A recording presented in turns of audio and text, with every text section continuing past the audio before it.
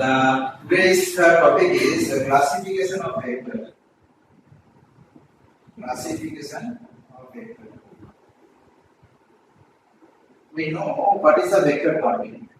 So vector quantity means it has the magnitude as well as the directions. Now, when we come to the topic of classification of vector, there are various types of classification. There are various types of vector actually. The first one is the equal vector. What is equal vector? Suppose a vector A and the vector B, we can say these two vectors are equal. At which condition? The condition is that when the two vectors have equal magnitude as well as the direction. So that is why when we can say that this one is the two equal vector, A vector is equal to B vector when the magnitude of A as well as the direction is equal to the magnitude of B as well as the direction. Now the second one is the unequal vector. Unequal vector means when two vectors have same magnitude but different direction, or different magnitude same direction, or different magnitude and different directions. In both three cases we can say these two vectors are unequal vectors. So unequal vectors basically same magnitude different direction, different magnitude same direction, and different magnitude and different directions. In that three cases, based on these three cases we can say these two vectors are unequal vectors.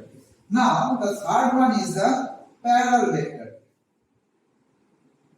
Parallel vector means when two vectors, suppose as an example A and B, when these two vectors have exactly same directions, in that case we can say these two vectors are parallel vectors. Same direction means where the theta value will be 0 degree.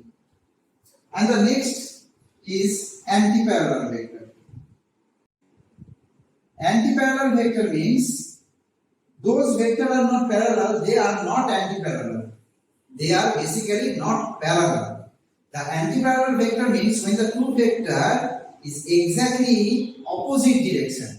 That means the theta will be 180 degree. That means when the two vectors have exactly opposite direction, then we can say these are the antiparallel vectors. Suppose a vector, as an example, suppose a vector A which is 5 km towards east and the B which is 5 km towards west. So that means these two vectors are antiparallel vector. Why? Because the direction is exactly opposite as well as east and west. Now the fifth type is collinear vector. What is the meaning of collinear vector? Collinear vector means when the two vectors have same line of action. Same line of action means when the two vectors are actually applied in this way. These are the same line of action. So these are called collinear vector. And the sixth one is coplanar vector. Coplanar vector means when the two vectors lie in the same plane. When the two vectors lie on the same plane, these are called the coplanar vector. Now, in that concept, there is a question that two vectors are always be a coplanar. Two vectors are always be a coplanar, but three vectors may or may not be coplanar. Two vectors are always be a coplanar. You have to remember that. Coplanar vector. This is the important case. This was the case 1, where the two vectors are always be a coplanar. Always. Now, the 7th and the 8th type, these are the two special type of vector. Special type of vector.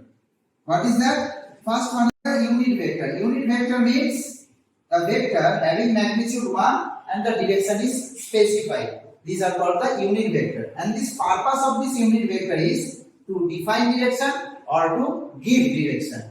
That means the applications of the unit vector is to define or to give direction.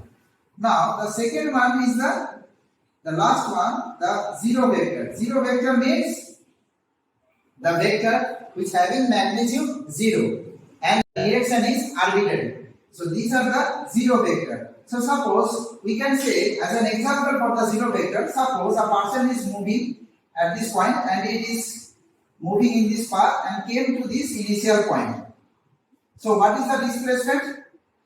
The displacement is basically 0. As the displacement is vector quantity, so we can say this displacement is the zero vector. So that is an example of zero vector.